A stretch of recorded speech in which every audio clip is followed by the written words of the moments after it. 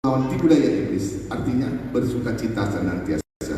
Tuhan mengatakan kepada kita bersukacita, bersukacita, bersukacita. Sukacita itu dari mana datangnya?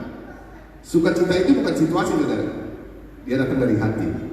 Hati yang kita menyembah Tuhan, hati yang hubungan intim dengan Tuhan, dan itu bersukacita. Apa guna sukacita itu?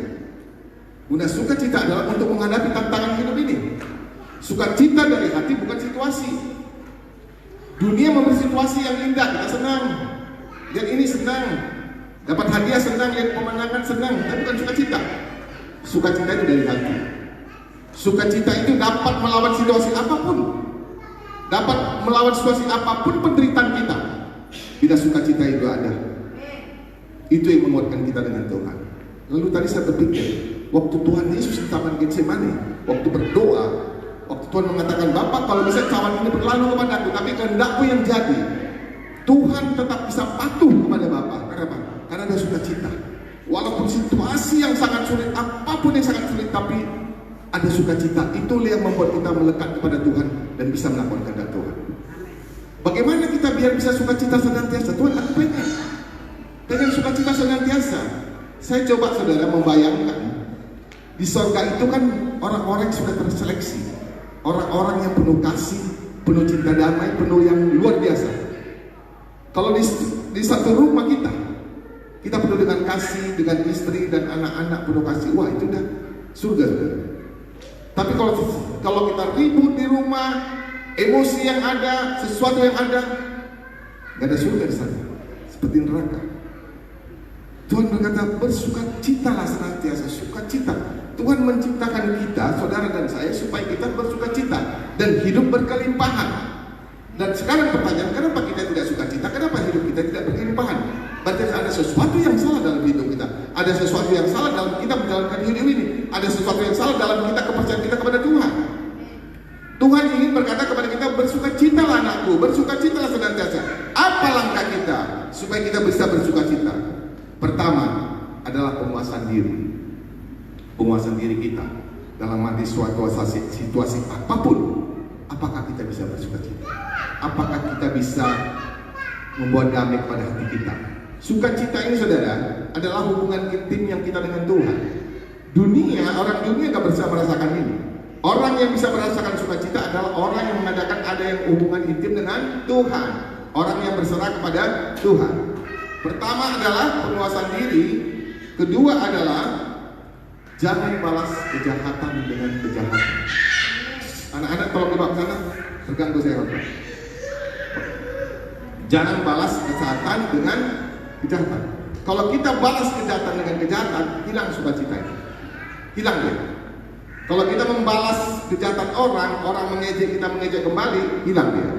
Kalau kita dendam kepada orang, gak ada sukacita. Makanya saudara-saudara yang terkasih, bagaimana supaya kita punya sukacita?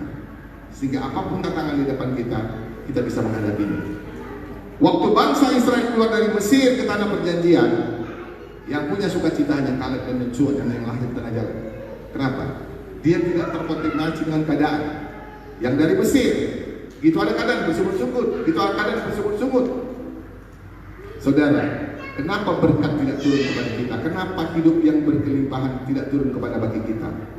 Saudara, waktu Tuhan melihat kita keadaan baik-baik saja, dia kita melakukan firman, tapi itu ada masalah berat, kita tidak kuat. Berkat yang mau turun nggak jadi, saudara. Berkat berlimpah yang mau turun nggak jadi. Tapi kalau kita setia, kita kuat dalam menghadapi tantangan, sukacita datang, berkat Tuhan datang. Semalam saya waktu di FA Jakarta Pak Ruhut khotbah, saya katakan, gitu tantangan datang, itu kita kuat, apa yang tidak kita pilihkan itu berikan Tuhan. Bonusnya dahsyat, saudara. Tadi pagi saya bilang sama istri saya, waduh enak ya kalau Tuhan ini bimbing kita, sebenarnya enak sekali, luar biasa. Dia cara bimbing kita, menuntun kita, lembut, kadang-kadang keras, kadang-kadang lembut. Enak kok. Kalau kita paham bagaimana Tuhan membimbing kita, wah luar biasa. Saya sering, waktu saya ingin ini, Tuhan bimbing. Waktu saya ada salah, Tuhan tegur. Luar biasa Tuhan kita. Dan Tuhan mengatakan kepada kita di Nehemia 8 ayat 11. Nehemia 8 ayat 11. Coba Nehemia 8 ayat 11. Bu Titi tolong bawa sini di sana. Bu Titi bawa ke belakang apa yang keluar.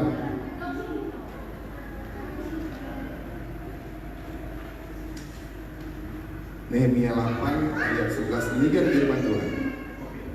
Lalu berikanlah ia kepada mereka. Lalu berkatalah ia kepada Nehemia 8 ayat 11.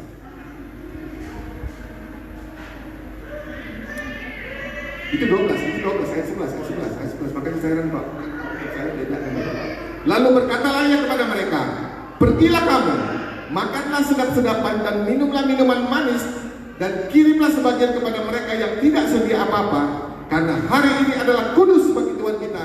Jangan kamu bersusah hati sebab sukacita. Saya ulangi, jangan kamu bersusah hati sebab sukacita, karena Tuhan itu perlindunganmu. Sebab sukacita, karena Tuhan itulah perlindunganmu. Dalam mengalami tantangan apapun, kita disuruh Tuhan untuk bersukacita. Saudara, kalau tekanan datang, apapun tantangan datang, kalau kita ingat, nanti kan rumahku di surga, rumahku kan sudah ada di surga. Jadi kita jangan kalau sementara, jangan kita senang karena sementara. Kalau sementara itu senangnya pun sementara. Tapi kalau kita senang kepada yang kekal, sukacita kita kekal. Kita mari belajar supaya kita punya sukacita, supaya sukacita ini membawa dampak dan kita bisa mempengaruhi orang, baik di keluarga kita, baik di pekerjaan kita, baik di gereja kita. Orang yang sukacita itu tercermin dari wajahnya. Apakah dia senyum, apakah dia menangis? Coba begini, kalau orang yang sukacita, kita senang loh. Kapan datang orang yang itu kita? Karena dia membawa dampak sehingga kita bisa gembira, bisa sukacita, kita bisa kuat. Tapi kalau kita pelayan Tuhan merengut, mukanya nggak cerah, muka tidak senyum, bagaimana kita bisa dampak? Bagaimana kita bisa menjangkau jiwa-jiwa? Ya. Yang keempat, yang kedua pertama penguasaan diri, kedua jangan balas kejahatan, ketiga roh kita harus menyala-nyala. Apa dasar roh kita menyala-nyala? Pasti kita baca firman, pasti kita merenungkan firman Tuhan, pasti kita ada hubungan yang intim dengan Tuhan. Saudara, kita semua pengen hubungan kita dengan pejabat ada, dengan presiden, kalau dapat, waduh luar biasa. Ini kita kepada Sang Pencipta kita. Kita dikasih 24 jam untuk kita berhadap kepada Tuhan, untuk menyembah Dia, untuk berbicara kepada Dia. Roh kita harus menyala-nyala. Yang keempat adalah disiplin. Tuhan itu disiplin. Kita harus disiplin. Gak akan bisa kita maju kalau nggak disiplin. Makanya kemarin saya katakan kita harus tepat waktu. Pelayan Tuhan harus tepat waktu supaya orang melihat, oh iya mereka ini waktunya tepat, mereka ini orang yang mereka ini betul-betul orang tepat. Jadi saudara, kita harus dari cara-cara tingkah kita pegang disiplin. Dan yang kelima adalah sabar. Apakah sabar kita dalam tekanan? Apakah ada sabar? Saudara, saya juga sebagai hamba Tuhan belajar sabar, belajar penguasaan diri. Terus saya belajar, saudara, karena saya juga masih kurang penguasaan diri, kesabaran juga kurang. Saya ingin belajar terus, apapun saya hadapi saya belajar. Waktu Tuhan mengatakan bersukacitalah kamu, iya Tuhan, saya mau seperti itu Tuhan. Coba Denino.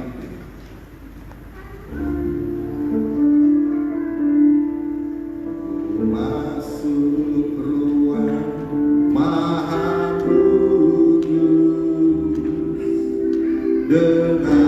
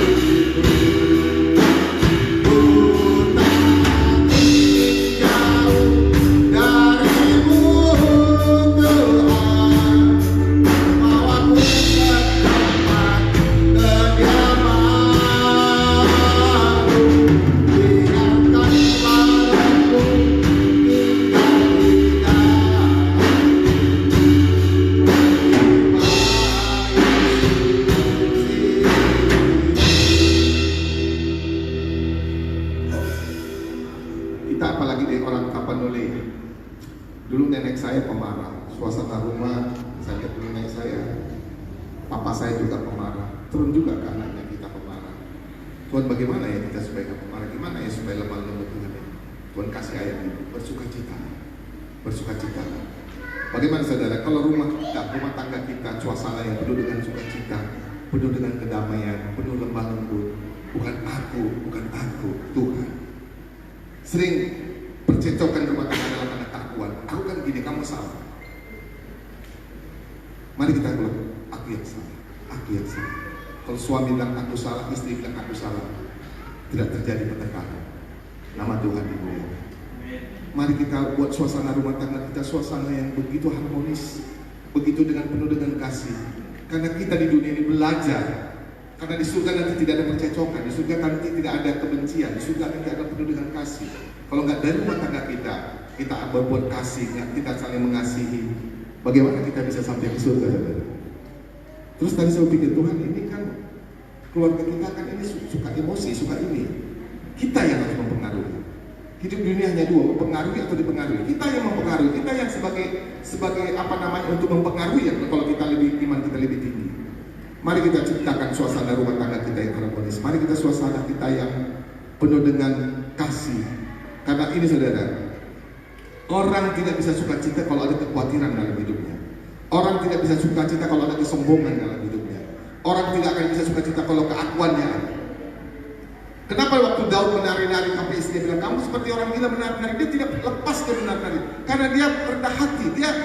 Dia melepaskan semua apa yang dia punya untuk kemuliaan nama Tuhan. Seorang raja rendah hati. Amin kita saudara. Saya rindu Tuhan, bimbing saya Tuhan, supaya saya bisa lemah lembut, supaya saya bisa penguasaan diri, supaya saya bisa sabar. Kadang-kadang saya sudah lepas gitu, saya menyesal saudara. Bagaimana Tuhan? Saya belajar, saya terus belajar supaya Tuhan beri hikmat, sehingga kita penuh dengan kasih, penuh dengan kedamaian, penuh dengan sukacita. Karena sukacita itu datang Allah saudara. Kita bukan hanya, kita memang rindu buah-buah roh daripada kita, lemah lembut, tapi juga kita kejar karunia roh, supaya kita bisa berbuat, supaya bisa kita menyembuhkan orang, sehingga nama Tuhan dipermuliakan. Kita harus punya kuasa, anak-anak Tuhan harus punya kuasa. Tuhan beri kita kuasa untuk melakukan kehendak Tuhan. Tanpa kuasa, maka sia-sialah pelayanan kita. Kita harus punya kuasa, kuasa dan hikmat dari Tuhan, sehingga orang terpukau melihat kita, orang terpukau melihat kita. Saya rindu semua kita yang penuh dengan senyum. Kalau suami kita yang salahkan, kita juga diri kita. Kalau istri kita yang salahkan, diri kita juga. Siapa mereka? Saya bolak-balik mengatakan kepada saya, kalian harus kompak, kalian harus kalah, kalian harus saling mengasihi diri kalian pada diri saudara sendiri. Bagaimana kita mentransfer kepada orang kalau di rumah tangga kita juga tidak bagus, kalau keluarga kita juga tidak penuh dengan kasih, penuh dengan kepura-puraan, penuh tidak kebenaran. Tuhan mencari orang yang rendah hati, Tuhan mencari orang yang tulus. Inilah aku Tuhan, perbaiki hidupku. Aku masih pemarah, aku masih kurang sabar, aku masih belum bisa dengan lemah lembut. Ubah aku Tuhan, bertapekan kepada Tuhan supaya Tuhan merubah hidup kita. Tapi kalau kita tutupi firman Tuhan seakan-akan kita tidak seperti itu. No, saya hamba Tuhan juga, saya juga pemarah. Saya belajar Tuhan, bagaimana aku supaya lemah lembut Tuhan, bagaimana aku Tuhan supaya sabar, bagaimana aku bisa menguasai diriku Tuhan, supaya melakukan kebenaran firman Tuhan. Saya rindu kita semua. Saya rindu semua. Siapa sih nggak berdosa? Kita semua berdosa, saya juga berdosa. Tapi Tuhan buka pintu untuk kita bisa masuk kepada kerajaan surga. Contoh kita sempurna. Saya kemarin berulang kali di rumah Pak Rud mengatakan, contoh kita sempurna, contoh kita Kristus. Agama lain nggak ada contohnya. Contoh kita Kristus. Dia menderita, mengapa dia tetap mengampuni? Dia melakukan penginjilan yang rendah hati. Dia katakan, kalian bisa melakukan lebih dari apa yang saya lakukan. Pak Tuhan sudah melakukan yang luar biasa. Luar biasa saudara, luar biasa. Saya sudah berulang kali mengatakan, yang paling sakit sama Tuhan Yesus bukan waktu siksaan. Secara tubuh dia disiksa habis-habisan. Habis berapa jam di kayu salib dari jam 9 sampai 3. Sebelum itu dia pegang salib. Sebelum itu saudara, waktu malamnya dia dihabisin. Saya tahu waktu itu dari gaib kami waktu Israel, waktu Tuhan Yesus di sini, Tuhan Yesus kata ditahan dan dia dicambuk terus menerus sepanjang malam saudara. Itu tidak tertulis karena muridnya kan ikut waktu itu dalam penjara itu saudara. Dan itu pagi dia akan salib lagi, dicambuk secara tubuh, secara jiwa, dia dihina, dicaci, dimaki. Kalau kau Tuhan buatlah. Dan dia yang paling apa Tuhan yang paling apa? Secara roh dia terlepas dari Bapa. Itu yang dia sangat ingat. Secara roh, jiwa, dan tubuh. Waktu dosa kita dicampakkan dosa kita sampai kepada tubuh Kristus, Bapa itu menoleh dan lepas hubungannya ke Bapa sebentar, dan Bapa kembali melihat. Saudara, itulah contoh yang sempurna. Harusnya kita sebagai pengikut Kristus tunjukkan kita punya kasih. Kita tidak tergantung situasi apapun untuk membuat kita marah, untuk membuat kita benci. Itu yang kita lawan, sehingga sukacita itu tetap dalam hati kita. Kalau sukacita itu tinggal dalam hidup kita, kita orang paling berbahagia di dunia ini, bukan orang kaya, saudara. Amin. Jangan pikir orang kaya senang-senang. No, banyak problemnya, banyak persoalannya. Kita lah orang-orang yang berbahagia, orang-orang pengikut Tuhan yang punya sukacita dalam hati kita. Minta pada Tuhan, beri aku sukacita Tuhan, beri aku sukacita Tuhan, sehingga kita bisa disiplin dalam hidup Tuhan. Kita bisa melakukan firman Tuhan sesuai dengan kehendak Tuhan. Saya merasa dalam hati saya dan roh saya juga, ini sudah sangat-sangat tentang kedatangan Tuhan. Marilah kita berbuat baik, marilah kita melayani Tuhan dengan sungguh-sungguh. Kemarin dokter bilang ada di sini ada kista di ginjal saya nggak peduli, saudara. Saya nggak peduli sih, karena saya tahu Tuhan merancang saya mendatangkan kebaikan. Yes. Saya nggak bertakut mati, saudara. Karena saya tahu rumah saya indah di surga. Tuhan sudah siapkan beban saya yang kekal, yang selama-lamanya. Bumi akan lenyap, akan habis beserta isinya, tapi firman pun tetap. Marilah kita terus belajar dengan firman Tuhan. Marilah kita jangan mau dengan nanti. Karena iblis licik, iblis ingin menghancurkan kita, ingin membuat kita tidak suka cita. Karena begini, saudara, kalau kita tidak suka cita, kalau kita ada akar pahit, kalau kita sedih, saudara, di situ iblis bisa masuk. Selama saudara suka cita, selama apapun iblis tidak bisa masuk, maka dia akan mencuri sukacita, mencuri hati kita, mencuri pikiran kita. Lawan dia dengan kuasa Tuhan. Jangan kasih hatimu dan pikiranmu dicuri oleh iblis, terlebih sukacita. Iblis takut kalau kita bersukacita. Iblis takut ayat ini kalau dikembangkan dengan benar, bahwa bersukacitalah, itulah kekuatan kita melawan serangan iblis. Selama Anda sukacita, mau bisnis pun bisa masuk. Tapi itu ada stres, depresi, apapun bisa masuk. Doa saya, marilah kita belajar melakukan kehendak Tuhan. Marilah kita menguasai diri kita lebih kuat lagi. Marilah kita membalas kejahatan dengan kebaikan. Marilah roh kita menyala-menyala. Marilah kita disiplin ke Tuhan, disiplin ke Tuhan dengan sungguh-sungguh. Dan mari kita punya sabar, sehingga mari kita suami istri, anak-anak semua belajar bagaimana suasana rumah penuh dengan sukacita. Bagaimana dasar-dasar di rumah adalah kasih. Dasar di rumah orang Kristen adalah kasih. Itulah kita kembangkan. Kasih agape, bukan kasih dunia. Kalau kasih dunia dia baik, kita baik. Kalau kasih agape, dia jahat pun kita baik. Itulah yang kita belajar, itulah yang kita lakukan. Saya mulai belajar, saudara. Saya mulai belajar. Tuhan itu luar biasa, bimbing kita luar biasa. Berapa bulan lalu mungkin saya khotbah ya, waktu saya bilang, Tuhan, aku jadi gembala ini, gembala apa ini Tuhan? Aku lihat gembala yang lain hidupnya senang-senang di Israel, bolak-balik makan di restoran besar. Aku di mana? Itu bukan kerjaan gembala. Kerjaan gembala turun ke bawah. Saya setelah 2 kali turun ke bawah, satu ke rumah Johannes, satu ke rumah Ruben, saya merasa sukacita. Sukacita berada di rumah mereka. Saya tahu keadaan mereka, dan itu membuat saya terharu, membuat sukacita. Betul juga Tuhan, saya harus turun. Dan nanti yang lain-lain juga saya akan turun orang masing-masing. Saya supaya tahu bagaimana kita jemaat sesungguhnya. Itulah kebanggaan. Saya bisa saya berarti anak saya berarti. Itulah tujuan hidup saya. Sisa-sisa hidup saya. Bagaimana kita jadi berkat. Bagaimana kita jadi prioritas. Bagaimana kita bisa berkembang. Kalau kita mengetahui dengan mereka dan kita bisa berbagi rasa, berbagi sukacita, berbagi kebahagiaan, sehingga nama Tuhan dimuliakan. Kebahagiaan saya adalah bisa membahagiakan saudara-saudara. Sukacita saudara bisa memberikan sukacita. Itulah tujuan hidup kita. Berapa lama lagi sih hidup kita? Berapa lama lagi sih kita tinggal dunia ini? Sehingga kita nanti waktu masuk surga, wah kita sudah puas, kenapa? Kita sudah melakukan apa yang sudah Tuhan. Doa saya, jadilah jemaat yang kuat, jadilah jemaat yang rendah hati, jadilah jemaat yang senyum, yang bermurah hati, yang penuh dengan kasih. Jadilah jemaat yang terbuka pada Tuhan. Ini dosa Tuhan, ini dosa Tuhan, silakan Tuhan, berikanlah ke Tuhan, bimbing ke Tuhan, supaya aku masuk ke rumahmu Tuhan. Tujuan kami adalah surga, tujuan saya adalah surga. Pegang yang kekal, supaya sukacita itu kekal. Kalau kesenangan sementara, damai sementara, tapi sukacita dari Tuhan itu yang kekal. Damai sejahtera dari surga, bukan damai sejahtera dari dunia.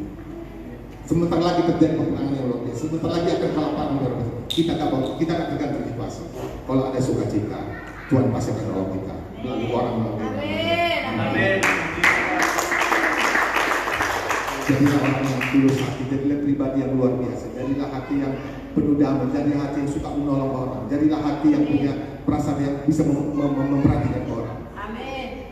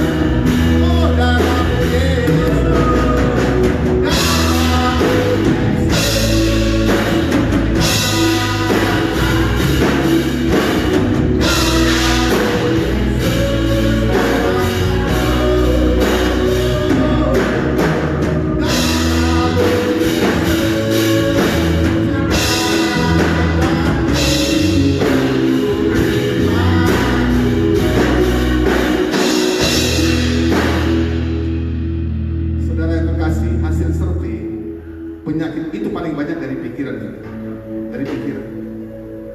Kenapa kita lihat orang minta-minta itu, orang yang takut itu, karena sakit itu. Dia ambil sampah, dia makan sampah, dia makan bekas-bekas orang, karena sakit. Pikirannya nggak ada apa-apa. Kita makan di kota saudara bisa sakit ini, sakit kolesterol, segala macam, karena banyak pikiran. Kenapa saya katakan itu? Kalau kita sukacita, sukacita itu yang membuka pikiran kita yang benar. Sukacita itu yang membuka kita sehingga kita tidak terlalu banyak berpikir.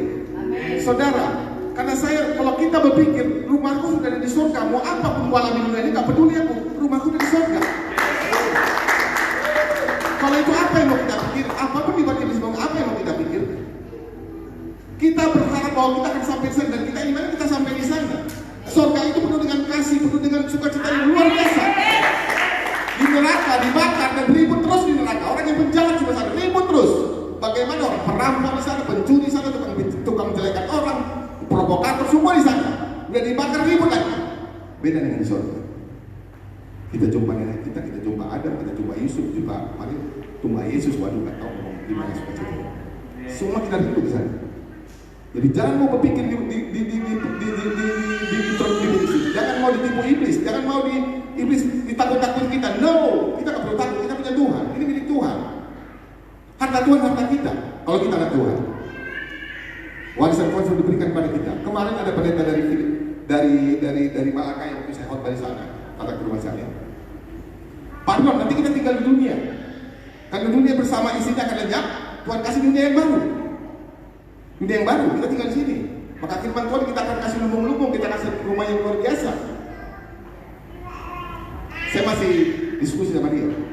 Karena firman Tuhan waktu Tuhan Yesus berkata, aku ke surga untuk menyiapkan tempat bagimu. Tapi bagi saya, mau surga itu di bumi, mau surga itu di mana, tempat saya, titik rumah saya luar biasa di surga. Saya nggak pernah berpikir, tapi yang penting kita akan tinggal di sana bersama Bapa. Selama-lamanya, nggak ada penyakit saudara. Tubuh kita diganti dengan tubuh kemuliaan. Dari itu, jangan mau kita ditipu oleh iblis. Becar berpikir kita. Jangan mau diperkelakan iblis dengan saudara kita, dengan siapapun itu. Karena musuh kita roh jahat di luar, bukan manusia, bukan Tuhan. Tuhan kenapa Tuhan ingin kita saling mendukung, saling untuk supaya kita semua banyak masuk surga. Tapi Tuhan sudah tahu banyak yang terpanggil, sedikit yang terpilih. Kita lah yang sedikit terpilih. Kita iman. Dan iman itulah membuat hidup ini semangat. Hidup ini penuh dengan harapan. Karena saya tahu nanti saya terangkat ke surga, saya nanti di surga. Sehingga saya semangat menghadapi hidup ini, semangat menghadapi tantangan hidup, semangat menghadapi apapun pada hidup ini. Itu harus kita pegang. Sehingga kita tidak berpikir, kita tidak dipenjarakan oleh iblis pikiran kita dengan hal-hal yang belum tahu apa kita iblis. Serahkan kekuatanmu kepada Tuhan. Serahkan semua kepada Tuhan. Tangan Tuhan bukan kurang panjang menolong kita dan saudara, bukan kurang kuat. Hanya Tuhan mau kau anakku harus ikhlas, kau anakku harus tulus, kau anakku rendah hati, kau harus bertobat, kau harus terbuka kepadaku. Dan aku akan tahu, dan aku beri hikmat pada kau untuk keluar dari jebakan iblis. Amin. Itu yang Tuhan ingin kepada kita, sehingga kita minta Tuhan berilah sukacitamu kepada kita, mengalirlah sukacitamu, tantangan akan banyak datang. Jangan terpengaruh. Semakin kita belajar, semakin kuat, semakin sukacita masuk. Bayangkan kalau sukacita datang, kita kasih kita muluk-muluk, kasih muluk-muluk. Karena sukacita menghasilkan kasih yang muluk-muluk, kasih agape, bukan kasih dunia. Itu yang kita rindukan. Sehingga kita bisa mencakup jiwa-jiwa dengan kasih yang kepada Tuhan, dengan bukan kepura-puraan, tapi dengan ketulusan dan punya kuasa dalam hidup kita. Saya rindu pelayan-pelayan Tuhan punya kuasa. Saya rindu pelayan-pelayan Tuhan yang senyum cerah, senyum. Karena senyum ini umur kita jadi lebih muda, saudara. Kita lebih ceria. Sering orang bertanya kepada saya, sering tanya kepada Nyonya, umur Pak Arun itu umur 40, kalau 40 nggak percaya sama dulu. Karena saya nggak peduli dengan apa orang, saya nggak mau banyak berpikir, saudara. Karena saya tahu rumah saya di sana. Saya nggak peduli. Apapun persoalan dalam hidup saya nggak peduli. Karena saya tahu saya pasti ke surga. Saya tahu rumah saya ini bagus di sana. Jadi saya nggak pernah takut menghadapi hidup ini. Dulu pun saya pernah susah miskin pun nggak pernah takut, ini banyak tahu. Saya diusir sama dia, nggak punya rumah, nggak punya mobil, nggak punya apa-apa. Nggak takut saya, saudara. Karena saya tahu rumah saya di surga. Tapi Tuhan tidak mempermalukan kita, tidak akan dia akan saya. Lebih apa yang kita pikirkan. Wah, enak sebenarnya bertuhan. Lebih baik dari Bapak kita yang sebenarnya. Bapak surga luar biasa. Tapi asal kita mau rendah hati, asal mau kita terbuka, ini ke Tuhan. Manusia kotor, ini kita ubah, dan kita mau berubah. Minta sukacita terus, minta mengalir sukacita itu, supaya kita bisa penuh dengan kasih. Dan itulah kebahagiaan sebenarnya, itulah indahnya hidup ini. Sukacita itu melebihi apa yang ada di dunia ini. Saudara, kenapa saya sedang berkhotbah? Kenapa saya suka menginjil kemana-mana? Anda mau saya menginjil ada sukacita. Saya merasa kuasa Tuhan, saya merasa dipimpin oleh Tuhan. Makanya minggu depan saya khotbah di Batam. Katanya gereja yang terbesar di sana, ya, baru ya. Saya akan 3 gelombang khotbah di sana. Saya senang. Dan saya juga kalau belajar juga dari mereka. Gerejanya besar, jemaatnya besar. Tapi yang penting, walaupun kita sikap, kita cinta Tuhan, kita punya sukacita, dan Tuhan menemani kita, percayalah. Tuhan akan memperhatikan kita.